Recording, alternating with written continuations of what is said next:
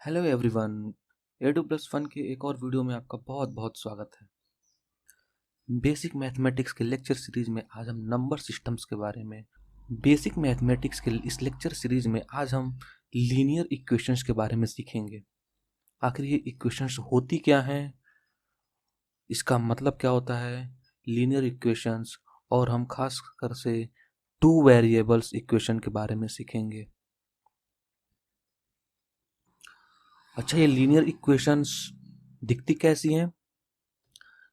तो linear equations कुछ ऐसी दिखती हैं। दो वेरिएबल की अगर बात करें हम, तो दो वेरिएबल बोले तो वेरिएबल दो होने चाहिए। जैसे सपोज एक एक्स वेरिएबल है, एक वाई वेरिएबल है, ठीक है। तो जो इक्वेशन होगी, लीनियर इक्वेशन कुछ इस तरीके से दिखेगी। कुछ एक्स का कोफिशिएंट होगा, कुछ वाई का कोफिशिएंट होगा, और कुछ कांस्टेंट टर्म होगा। तो कुछ ऐसी इक्वेशन जहाँ पे दिखती है उसे अपन linear equation in two variable बोलते हैं। हो सकता है किसी राइट साइड में हो सकता है किसी लेफ्ट साइड में हो। ओके। अच्छा, इस ए को क्या बोलते हैं अपन? ए को कोफिशिएंट ऑफ एक्स बोल सकता हूं मैं। तो सिमिलरली बी को क्या बोल सकता हूं मैं? कोफिशिएंट ऑफ वाई बोल सकता हूं। और जो सी बचा यहाँ पे, इसको कांस्टेंट टर्म बोल सकते हैं। ओके। अच्छा, ये लिखने में तो ऐसी दिखती हैं, बट इसका मतलब क्या होता है, मीनिंग क्या होता है, इसका मतलब ये क्या रिप्रेजेंट करता है, ये सारी चीज़ें जानना भी बहुत ही ज़रूरी है ना। अच्छा, आपने ग्राफ पेपर देखा होगा। ग्राफ पेपर में क्या होता है कि एक हॉरिजॉन्टल लाइन होती है ऐसी, ठीक है, एक वर्टिकल लाइन होती है ना। तो जो हॉरिजॉन्टल लाइन होती है उसको एक्स एक्सिस बोलते हैं, और जो वर्टिकल लाइन होती है उसको वाई एक्सिस बोलते हैं, ठीक है। तो और जहाँ पे ये दोनों एक्सिस कट करती हैं उसको हम ओरिजिन बोलते हैं, ठीक है। अच्छा, जैसे कि एग्जांपल के तौर पे एक इक्वेशन लिख रहा हूँ मैं, 2x plus y equal to 3। क्या इसमें दो वेरिएबल्स हैं? बिल्कुल हैं। एक वेरिएबल x है, एक वेरिएबल y है। कोफिशिएंट ऑफ x क्या है? 2 है। कोफिशिएंट ऑफ y क्या है? 1 है। और कांस्टेंट टर्म क्या है? 3 है। ये मैं लीनियर इक्वेशन लिखा हूँ। अच्छा, अब मैं ये क्यों बताया कि एक एक्स एक्सिस होती है, एक वाई एक्सिस होती है ग्राफ पे? इसको अपन इस ग्राफ पे देखेंगे कि ये होता क्या है। 2x plus y equal to 3 का मतलब हुआ क्या, इस ग्राफ पेपर पे देखेंगे अभी। अच्छा, इसमें ऐसा है क्या कि अगर मैं कुछ x की वैल्यू पुट करूं तो y की वैल्यू कुछ ना कुछ आ जाएगी। जैसे सपोज मैं बना रहा हूँ यहाँ पे कोई चार्ट एक ना, यहाँ पे मैं x की वैल्यू लूंगा और यहाँ पे y की वैल्यू निकल के आएगी, ठीक है। सपोज x की वैल्यू मैंने जीरो ली, x की वैल्यू मैंने क्या ली? जीरो।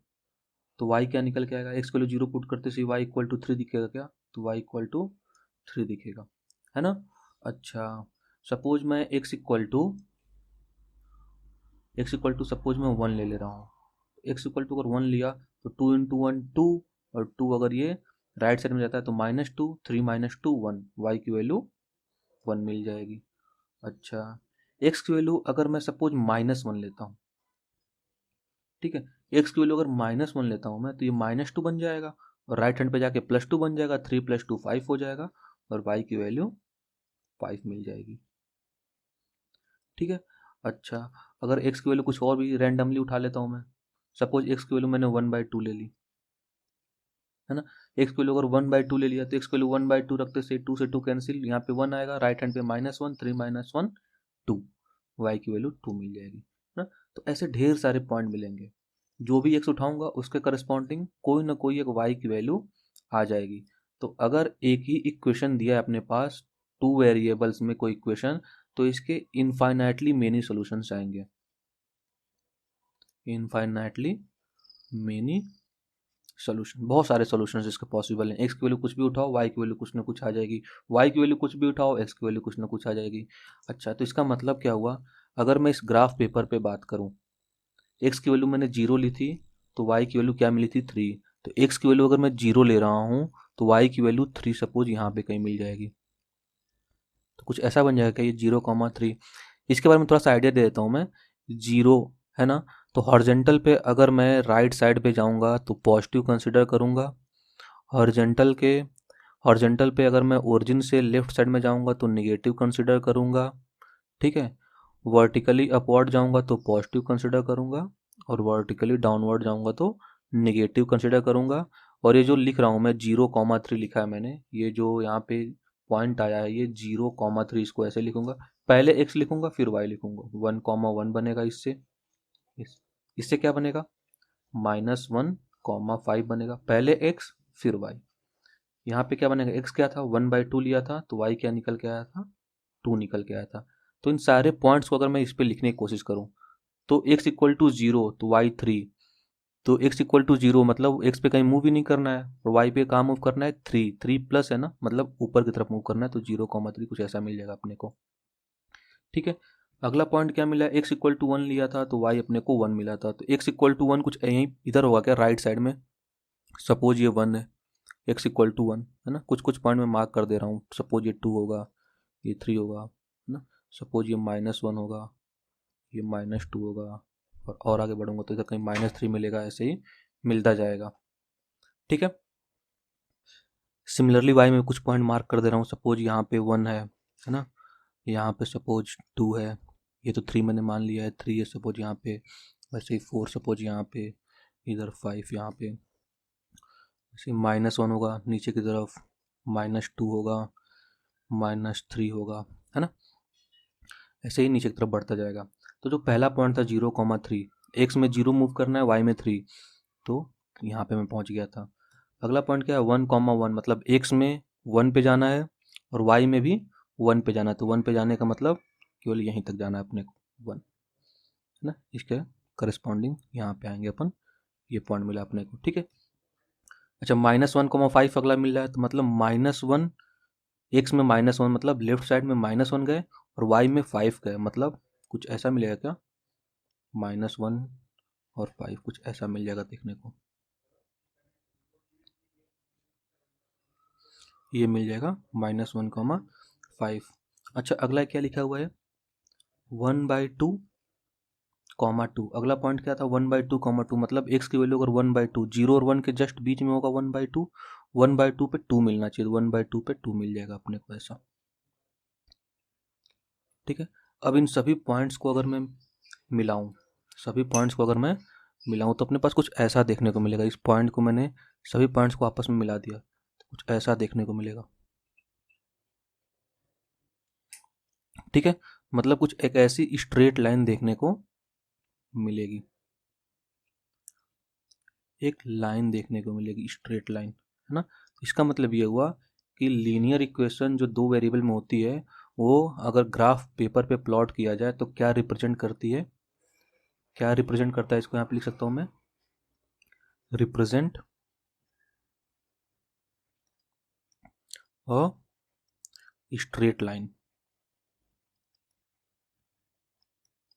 है ना।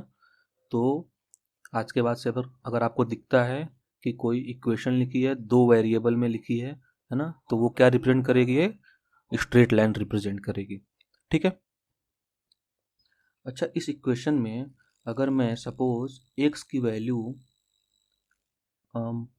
3 लेता, सपोज x की वैल्यू मैं 3 लेता, मतलब x की वैल्यू +3 में यहाँ मूव किया होता तो y कितना आता, सपोज x की वैल्यू 3 लेता तो क्या आता, 3 × 2 6, और 6 राइट हैंड पे गया तो -6, 3 - 6 -3, मतलब -3 मिलता। मतलब पॉइंट क्या बनता, x का 3 तो y का -3, मतलब x का 3 तो y का कहाँ पे आता, अपन कहाँ पे पहुँचते, इधर -3 पहुँचते, जो ये पॉइंट दिख रहा है -3, ये वाला। और ये जो लाइन बनती इसी पॉइंट से पास करती, किससे पास करती, 3 - 3 से पास करती, क्योंकि इसी लाइन से ये सोल्यूशन निकल के आया 3, आई बस समझ में। तो 2 डिग्री 2 वेरिएबल की इक्वेशन क्या बताती है हमें, एक स्ट्रेट लाइन बताती है ना। ध्यान रखना वेरिएबल की पावर 1 और 1 होनी चाहिए। इंपॉर्टेंट बात क्या है कि degree of variable should be, मतलब x की पावर भी 1 है और y की पावर भी 1 है। तो ऐसी इक्वेशन क्या बताती है? एक स्ट्रेट लाइन बताती है। क्या बताती है? Straight line. ओके, चलो एक दूसरी इक्वेशन लेके समझते हैं अपन। इक्वेशन ले रहा हूं मैं 2x minus y equal to 1 ले रहा हूं, ठीक है। इसको अपन एक बार ग्राफ पेपर पे प्लॉट करके देखते हैं कैसा दिखता है। x हो गया ये,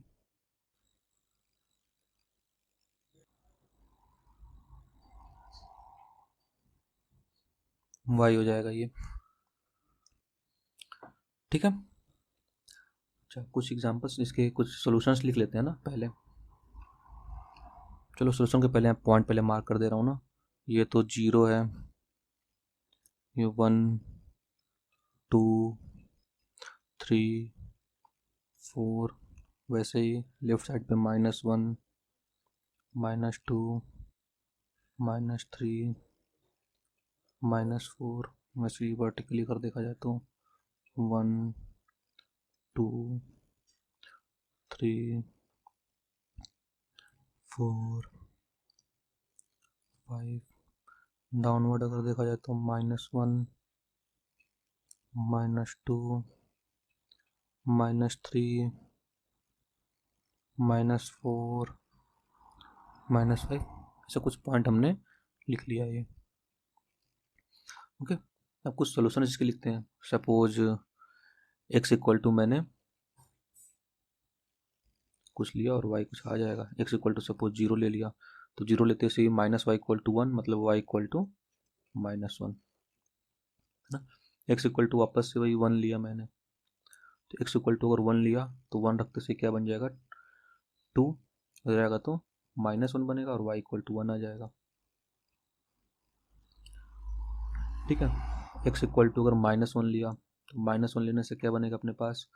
-2 इधर आएगा तो +2 3 y इक्वल टू 3, मतलब ये -3 बन जाएगा, है ना। 1/2 रख के भी देख लेते हैं। 1/2 रखने से क्या बन जाएगा? 1 बन जाएगा, इधर आएगा तो 1 - 1 0, y इक्वल टू क्या आ जाएगा? 0। एक बार 3 रख के भी देख लेता हूँ मैं। 3 रखने से क्या आ जाएगा? 3 × 2 6, इधर आएगा -6, 1 - 6 -5, और बन जाएगा ये -y, minus y equal to -5, मतलब y इक्वल टू 5 ना। तो इससे पॉइंट क्या बनेगा? 0, -1। इससे पॉइंट क्या बनेगा? 1, 1 बनेगा। इससे पॉइंट क्या बनेगा? -1, -3 बनेगा। इससे पॉइंट क्या बनेगा? 1/2, 0 बनेगा। और इससे क्या बनेगा? 3, 5 बनेगा, है ना। ये सारे पॉइंट्स मिलेंगे। तो इसको अगर मैं ड्रॉ करने की कोशिश करता हूँ, ड्रॉ करने की कोशिश करूँगा तो 0 पे क्या मिला अपने को? -1। 0 पे x पे 0, तो y पे -1, ये पॉइंट मिला अपने को ना, ये पॉइंट मिल गया अपने को। 1 पे क्या मिला? 1। 1 पे क्या मिला अपने को? 1 मिला, तो कुछ 1 पे कुछ ऐसा मिल जाएगा अपने को 1, ये मिल जाएगा। 1 पे 1 मिला। -1 पे क्या मिला? -3। -1 लेफ्ट साइड में ये रहा। इस पे क्या मिला अपने को? x -1 का, तो y क्या मिला? -3, यहाँ पे आया कुछ -3, ये मिल जाएगा -3, ठीक है।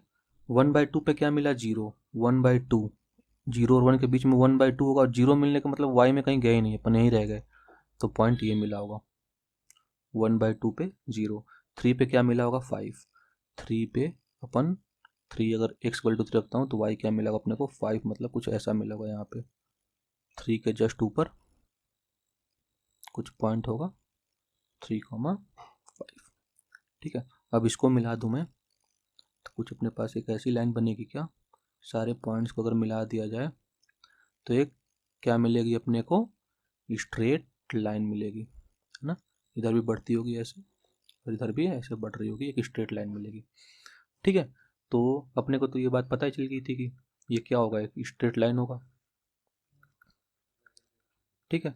दिखने में कैसा होगा? कुछ ग्राफ पेपर वैसा ही दिख रहा होगा, ठीक। अच्छा, जो ऊपर वाली इक्वेशन मैंने लिखी थी, ये वाली इक्वेशन, अगर इसका लाइन ड्रॉ करूं मैं, इसका लाइन ड्रॉ करूं, तो ये सारे हमने डेटा इकट्ठा किए थे, तो वापस से इसी सेम ग्राफ पे अगर मैं ड्रॉ करने की कोशिश करूँ तो 0 पे 3 ये वाला पॉइंट है ना, ऊपर ड्रॉ कर चुके हैं एक बार, 0 पे 3 ये पॉइंट, 1 पे 1, यहाँ पे भी क्या था 1 पे 1 मिला था, यहाँ पे भी 1 पे 1 मिल रहा है, तो 1 पे 1 पॉइंट कॉमन मिल गया अपने को। -1 पे 5, -1 पे 5 कुछ यहाँ पे आ जाएगा, ठीक है। और बाकी 1/2 पे 1/2 पे क्या मिलेगा 2, 1/2 पे सपोज 1/2 था, 1/2 पे अपने को 2 मिल जाएगा, मतलब यहाँ पे आ जाएंगे अपन 1/2 पे 2 ये रहा। और 3 पे -3, 3 पे -3 ये रहा, ठीक है। तो इसको अगर मिलाया जाए तो अपने पास स्ट्रेट लाइन ऐसी दिखी थी, ये तो अभी हम देख चुके हैं कुछ देर पहले, ठीक। स्ट्रेट लाइन ऐसी दिखी अपने को, आई बात समझ में? अच्छा, और हमने ये चीज़ तो बेसिक चीज़ें तो बचपन में पढ़ी ही होंगी ना, कि अगर दो इक्वेशन दो अननोन है तो उसको सॉल्व कैसे करते हैं, सीखा होगा, है ना। उसके कुछ तरीके अपन वापस से भी देख लेंगे। फिलहाल के लिए अपन सॉल्व करते हैं अगर इसको, तो 2x + y = 3 दिया हुआ था एक इक्वेशन, एक इक्वेशन क्या दिया हुआ था 2x - y = 1 दिया हुआ था। दोनों को अगर ऐड कर दिया जाए तो ये दोनों कैंसिल आउट हो जाएगा, 4x = 4 मिलेगा, x = 1 मिलेगा। x = 1 ऐसा पॉइंट होगा, x = 1 होगा, और y क्या मिल जाएगा, किसी भी इक्वेशन में पुट करो दोनों में से तो y की वैल्यू क्या मिलेगी 1, मतलब x = 1 पे y = 1 मिल रहा है, और दोनों ही इक्वेशन से मिल रहा है। ये बात हमने यहाँ भी देखी थी, 1 पे 1 मिल रहा था, 1 पे 1 मिल रहा था, और जो कॉमन पॉइंट था वो ये वाला पॉइंट था कॉमन, ठीक है। ये पॉइंट क्या था कॉमन। अच्छा, अपन इसको सॉल्व करते थे तो इसको क्या बोलते थे सोल्यूशन, ठीक है। और यहाँ पे दो लाइन जो है इंटरसेक्ट कर रही हैं तो इसको क्या बोलूँगा मैं, पॉइंट ऑफ इंटरसेक्शन। इसका मतलब क्या हुआ कि जो दो इक्वेशन अपन सॉल्व करते थे पहले और जो सोल्यूशन लिखते थे वो और कुछ नहीं बल्कि दो स्ट्रेट लाइन का पॉइंट ऑफ इंटरसेक्शन होता था। ये बात क्लियर है ना, कि जो दो इक्वेशन अपन सॉल्व करते थे और सोल्यूशन लिखते थे उसका पॉइंट ऑफ इंटरसेक्शन ही अपन लिखते थे, बेसिकली दो लाइन का पॉइंट ऑफ इंटरसेक्शन लिखते थे। और ये पॉइंट 1, 1, इसका मतलब ऐसा कॉमन पॉइंट है जो पहली लाइन पे भी होगा और दूसरी लाइन पे भी होगा, ठीक है। तो इसमें कुछ पॉइंट लिख सकते हैं हम लोग। पहला पॉइंट क्या, कि linear equation in two variables represent a straight line,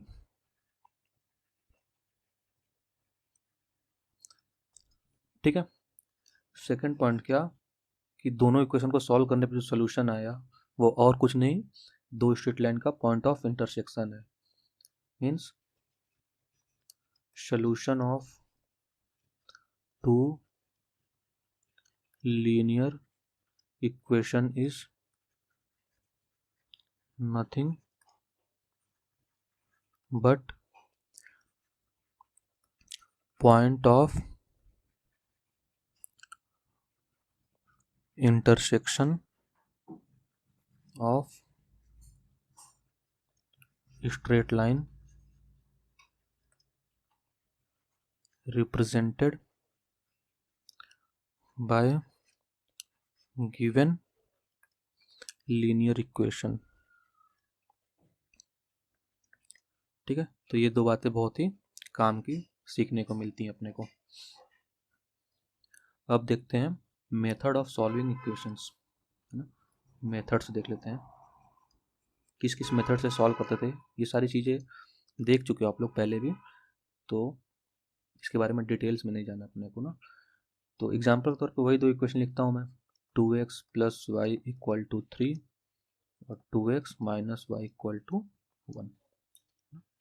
तो जो पहला मेथड होता है उसको अपन कंपैरिजन मेथड बोल सकते हैं, चलो कंपैरिजन मेथड। कंपैरिजन मतलब कंपेयर करना, ठीक है। कंपैरिजन मेथड में क्या होता है कि जो पहली इक्वेशन दी है, सपोज ये पहला इक्वेशन ये दूसरा इक्वेशन, तो पहली इक्वेशन से एक वेरिएबल की वैल्यू लिखो, 2x plus y equal to 3। मैंने सपोज y की वैल्यू लिख दी, क्या आ गया 3 माइनस 2x, है ना। किससे आई है, from equation 1। Similarly from equation two से y की वैल्यू क्या मिलेगी, कुछ ऐसा लिखा है क्या 1। तो y क्या मिल जाएगा, यहाँ से y को मैं इधर ले जाऊँगा तो y बन जाएगा, 1 को इधर लेके आऊँगा तो -1, 2x -1, है ना। तो पहले इक्वेशन से y ऐसा मिला, y equal to 3 minus 2x, दूसरी इक्वेशन से y equal to 2x minus 1 मिला। जब y इसके इक्वल है और y इसके भी इक्वल है तो ये दोनों भी आपस में इक्वल ही होंगे, है ना। तो अपने पास क्या मिल जाएगा कि 3 minus 2x equal to 2x minus 1 होना चाहिए। तो सारे x वाले को एक साथ लेके आओ, इधर अगर मैं x वाले को लेके आया -2x को क्या बन जाएगा 4x, और इस 1 को मैं इधर लेके आऊँगा -1 को तो क्या बन जाएगा +1, मतलब 3 + 1 4। तो x इक्वल टू क्या आ जाएगा 1। अब x इक्वल टू 1 अगर आ गया अपने पास तो इसमें पुट करो तो y की मिल जाएगी वैल्यू, या फिर इसमें पुट करो तो भी y की वैल्यू मिल जाएगी। किसी में पुट करो, दोनों से सेम आंसर आएगा। तो x इक्वल टू 1 अगर इसमें पुट करता हूँ मैं तो 3 माइनस 2 1, x इक्वल टू 1 इसमें पुट करता हूँ तो 2 माइनस 1 1, तो y की वैल्यू क्या मिल जाएगी अपने को 1। तो x इक्वल टू 1 मिला अपने को और y इक्वल टू 1 मिला। इसको बोलते हैं अपन कंपैरिजन मेथड, ठीक है। सेकंड मेथड देखते हैं,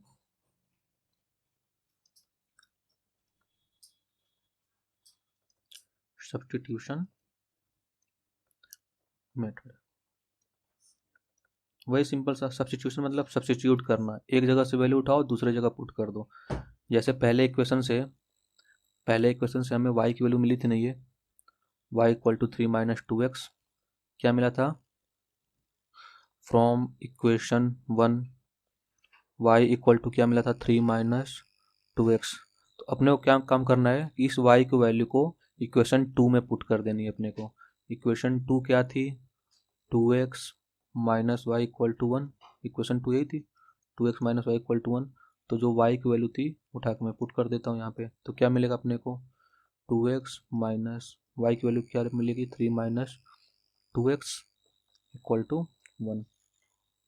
सॉल्व किया जाए इसको अगर तो क्या आएगा, ये 2x minus 3 plus 2x minus से मल्टीप्लाई होगा -3 हो जाएगा, ये माइनस और माइनस मिलके +2x इक्वल टू 1। वापस से वही 4x 2x plus 2x 4x minus इधर गया तो 4x इक्वल टू 1 आ जाएगा, और y की वापस से वैल्यू यहाँ से निकल जाएगी, y की वैल्यू क्या मिल जाएगी 1। तो x इक्वल टू 1 और y इक्वल टू 1 सोल्यूशन आ जाएगा। ये सब्स्टिट्यूशन मेथड होता है। एक वेरिएबल की वैल्यू निकालो इक्वेशन 1 से, दूसरे इक्वेशन में पुट कर दो, सॉल्व कर लो, सब्स्टिट्यूशन मेथड। अगला देखते हैं एलिमिनेशन मेथड।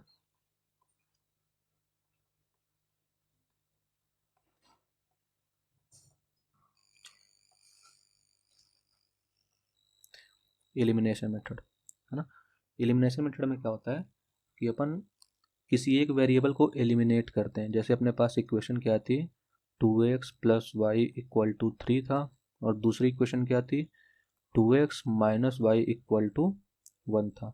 अब इन दोनों इक्वेशन को अगर ऐड किया जाए, तो ये प्लस वाई और माइनस वाई सब्ट्रैक्ट होकर 0 हो जाएंगे ना, तो एक जो वेरिएबल है वो एलिमिनेट हो जाएगा। तो इसी को अपन एलिमिनेशन मेथड बोलते हैं कि एक दोनों इक्वेशन का यूज करके एक वेरिएबल को एलिमिनेट कर देना। तो दोनों को मैंने ऐड कर दिया अगर, तो 2x प्लस 2x क्या आ जाएगा 4x, और ये तो एलिमिनेट हो जाएगा, इक्वल टू क्या बन जाएगा 3 + 1 4, x इक्वल टू क्या बन जाएगा 1। तो y इक्वल टू वापस से किसी इक्वेशन में पुट कर दो 1 मिल जाएगी अपने को। आई बात समझ में। एक एग्जांपल और देख लेते हैं इसका। Suppose 2x plus 3y equal to 4 दिया हुआ है, 3x minus 2y equal to 1 दिया हुआ है, ठीक है। अभी अपने को एलिमिनेशन मेथड से सॉल्व करना है। तो एलिमिनेशन मेथड से सॉल्व करना होगा तो अभी डायरेक्ट मैं ऐड करूँ या सब्ट्रैक्ट करूँ, दोनों वेरिएबल ले जाएंगे। अगर ऐड करता हूँ तो 2 + 3 5x और ऐड करूँगा तो ये y बच जाएगा। सब्ट्रैक्ट करूँगा तो भी x का टर्म भी रह जाएगा, y का टर्म भी रह जाएगा। तो एलिमिनेशन मेथड की खास बात क्या होती है, एक इंपॉर्टेंट बात क्या होती है कि अपने को वेरिएबल का कोफिशिएंट इक्वल बनाना होगा पहले, है ना, उसके बाद फिर ऐड करो या फिर सब्ट्रैक्ट करो। तो मैं ऐसा करता हूँ, जो इक्वेशन 1 लिखी है उसमें मैं 2 से मल्टीप्लाई करूँ, ठीक है, और इक्वेशन 2 है जो उसको मैं 3 से मल्टीप्लाई करूँ। जब 2 से मल्टीप्लाई करूँगा तो ये 6y बनेगा, और 3 से मल्टीप्लाई करूँगा तो ये -6y बनेगा, और दोनों को फिर ऐड करूँगा तो y वाला टर्म 0 हो जाएगा। इसलिए मैंने 2 से मल्टीप्लाई किया इक्वेशन 1 को, 3 से मल्टीप्लाई किया इक्वेशन 2 को। ऐसा नहीं कि हम y को ही पहले एलिमेंट करें, पहले हम x को भी कर सकते हैं। x को करने के लिए 2 लिखा हुआ है तो 3 से मल्टीप्लाई कर देता हूँ, 3 लिखा हुआ है यहाँ पे दूसरे इक्वेशन में, 2 से मल्टीप्लाई कर देता हूँ, तो यहाँ पे 6x बनेगा और यहाँ पे 6x बनेगा। तो अभी +6x तो अपने को सब्ट्रैक्ट करना पड़ेगा दोनों इक्वेशन को, तब जाके ये x वाला टर्म हटेगा। फिलहाल मैं y को हटाने की कोशिश कर रहा हूँ। तो अगर मैंने 2 से मल्टीप्लाई किया तो कुछ ऐसा बन जाएगा क्या, 4x + 6y = 8, ऐसा बन जाएगा। अच्छा, दूसरी इक्वेशन क्या बन जाएगी, 9x - 6y = 3। अब दोनों को अगर मैं ऐड कर दूं, y का कोफिशिएंट सेम दिख रहा है ना, +6 और -6, दोनों को ऐड करते से क्या होगा, 4x + 9x क्या हो जाएगा, 13x। ये दो तो सब्ट्रैक्ट हो जाएंगे, एलिमिनेट हो जाएंगे, =11। x = क्या आएगा, 11/13। x अगर 11/13 आया तो इन दोनों में से किसी इक्वेशन में पुट कर लो, x की वैल्यू y की वैल्यू भी आ जाएगी। पुट करके देख लेते हैं एक बार।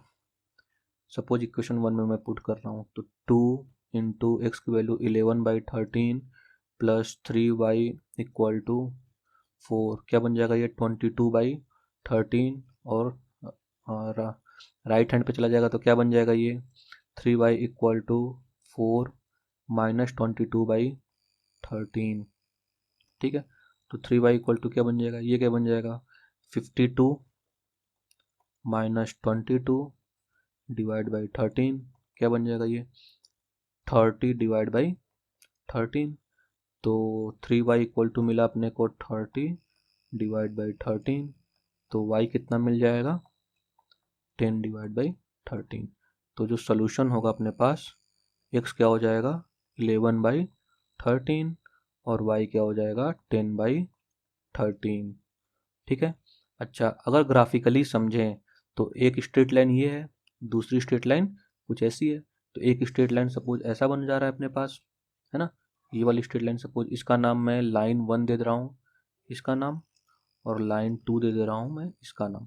तो एक लाइन सपोज लाइन 1 बन गई है ना, दूसरी लाइन कुछ बन रही होगी सपोज ऐसा लाइन 2, है ना, और ये जो पॉइंट ऑफ इंटरसेक्शन आएगा वो क्या होगा, ये जो सोल्यूशन आया अपने पास वही क्या होगा पॉइंट ऑफ इंटरसेक्शन। मतलब ये जो पॉइंट ऑफ इंटरसेक्शन होगा उसमें x की वैल्यू क्या होगी 11/13 और y की वैल्यू क्या होगी 10/13, ठीक है। आई होप समझ में आ गया होगा ये अच्छे से आपको। एक और मेथड इसका कई जगह पे यूज होता है इक्वेशन को सॉल्व करने का, उसको क्रॉस मल्टीप्लिकेशन मेथड बोलते हैं।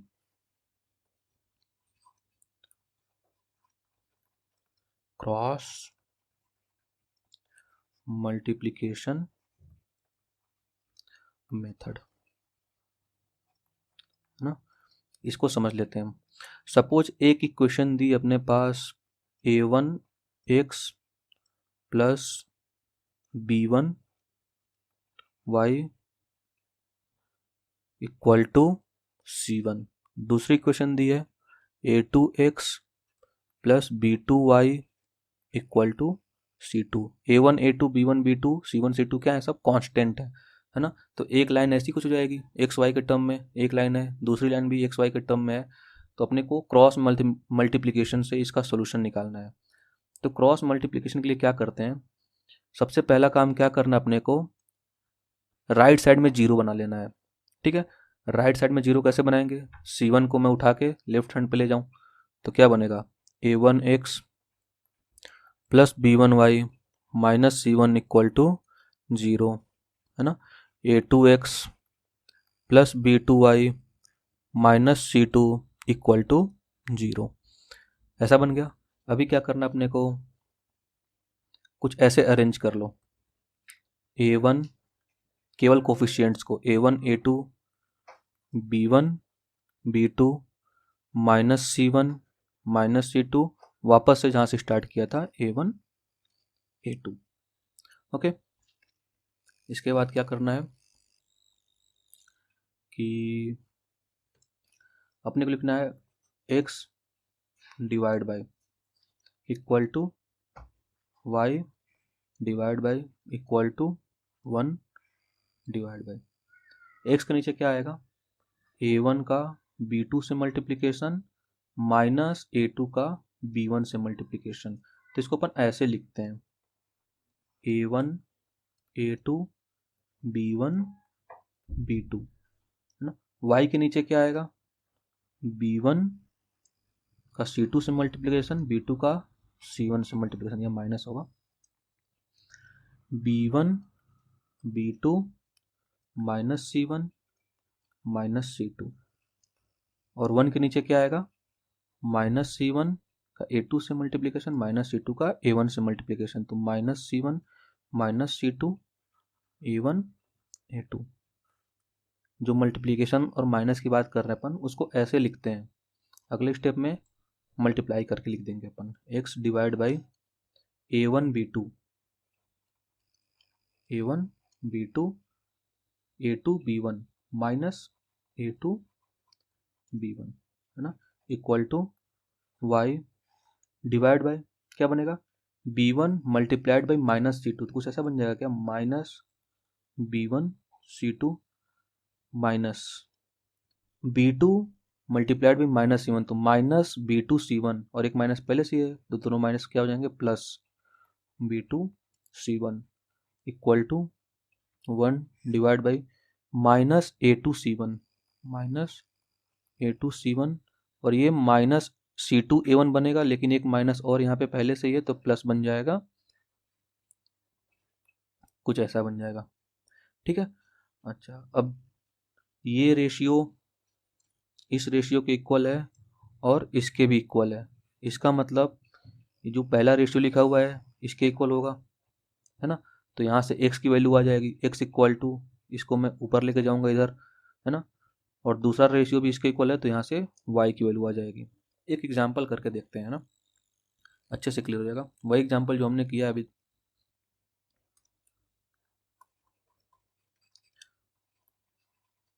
Solve by cross multiplication method. Equation क्या कह दी अपने पास, 2x plus y equal to 3, 2x minus y equal to 1, है ना।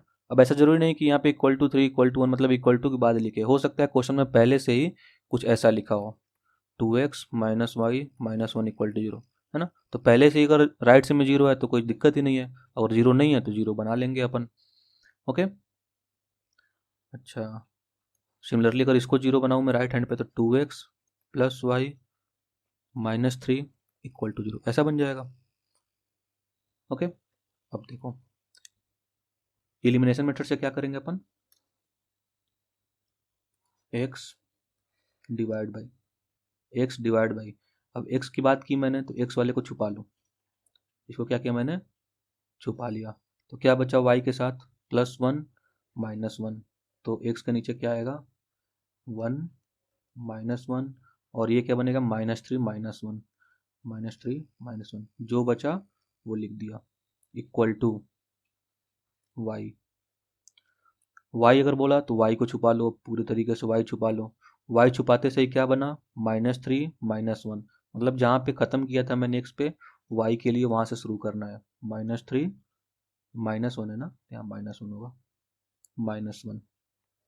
ठीक है, अच्छा माइनस 3 माइनस 1, y छुपा लिया मैंने, तो माइनस 3 माइनस 1, फिर 2 और 2 और 2 इक्वल टू 1। 1 के लिए अपन कांस्टेंट को छुपाएंगे, कांस्टेंट को छुपाते से क्या दिखेगा, 2 2 से खत्म हुआ तो यहाँ पे क्या स्टार्ट होगा, 2 और y के लिए क्या बचेगा 1 -1, कुछ ऐसा बच जाएगा। ठीक है, सॉल्व कर लेते हैं इसको। x डिवाइड बाई, इसका मतलब क्या हुआ 1 इंटू -1 मतलब -1 माइनस इन दोनों का multiplication -1 into -3 equal to y divide by इन दोनों का मल्टीप्लिकेशन कितना आ जाएगा -6 -3 इंटू -2 -3 -1 और 2 का multiplication -2 equal to 1 divide by 2 into -1 -2 -2 into 1 2। Okay, तो क्या बन जाएगा ये x डिवाइड बाई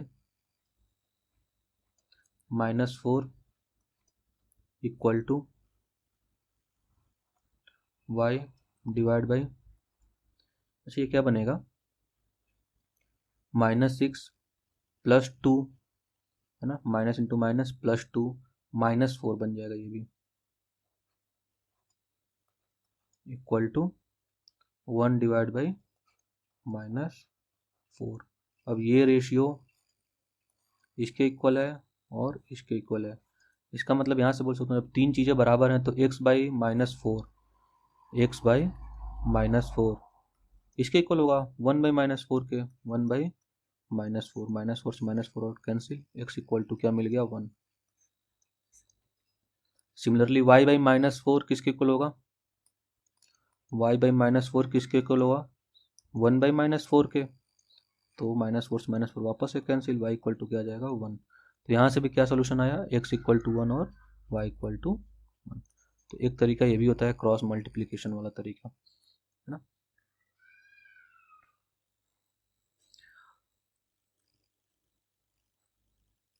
ये भी एग्जांपल करके देख सकते हैं अपन क्रॉस मल्टीप्लिकेशन से, जैसे कि इक्वेशन दिया हुआ अपने पास 2x + 3y इक्वल टू 4, ये देख लेते हैं क्या दिया अपने पास 2x + 3y equal to 4, 3x - 2y equal to 1। तो पहला काम क्या करना है राइट हैंड पे 0 बनाना, 2x + 3y - 4 equal to 0, 3x - 2y -1 equal to 0। फटाक से बताइए x के नीचे क्या आएगा, x वाले को छुपा लो, क्या क्या बचा 3 - 2 -4 1, तो क्या आ जाएगा 3 - 2 -4 -1 इक्वल टू y के नीचे क्या आ जाएगा, y के नीचे क्या आ जाएगा -4 -1, y को छुपा लिया मैंने तो क्या आ जाएगा -4 -1 और क्या बनेगा -4 -1 2 और 3, y को छुपाने पर क्या बनेगा -1 -4 -1 और एक का 2 और 3 इक्वल टू 1 डिवाइडेड बाई 1 के लिए मतलब कांस्टेंट छुपा लिया मैंने, सारे कांस्टेंट छुपाने से क्या बनेगा 2 3 3 -2 सब बन गया। सॉल्व कर लेते हैं, x डिवाइड बाई क्या बनेगा ये -3 और ये क्या बनेगा यहाँ पे तो एक माइनस आएगा -3 माइनस क्या बने ये -2 into -4 +8 equal to y divide by क्या बनेगा ये -12 -1 इंटू 2 -2 और -2 इस माइनस का क्या हो जाएगा +2 equal to 1 divide by -4 3 into 3 9, तो एक माइनस यहाँ पे आएगा ये -9, क्या बन जाएगा ये x divide by -11 equal to y divide by क्या बन जाएगा ये -10 इक्वल टू 1 डिवाइड बाई -13। तो इसको कंपेयर किया मैंने -1/13 से, तो क्या आ जाएगा अपने पास x इक्वल टू 11/13 और इन दोनों को अगर कंपेयर किया तो क्या मिल जाएगा अपने को y इक्वल टू 10/13, जो कि यहाँ पे आया हुआ है वही सेम सोल्यूशन। ठीक है, तो इस इतने तरीके से अपन सॉल्व करते हैं लीनियर इक्वेशन, 2 वेरिएबल में दिया होता है। तो इस वीडियो में हमने क्या देखा कि लीनियर इक्वेशन क्या होती है, ग्राफिकली क्या रिप्रेजेंट करता है और उसको सॉल्व करने के अलग अलग तरीके। तो अगर आपको ये वीडियो पसंद आई हो तो लाइक करें, चैनल को सब्सक्राइब करें और बेल आइकन जरूर दबाएं ताकि आगे आने वाले वीडियो की नोटिफिकेशन तुरंत मिल जाए आपको। Thank you so much.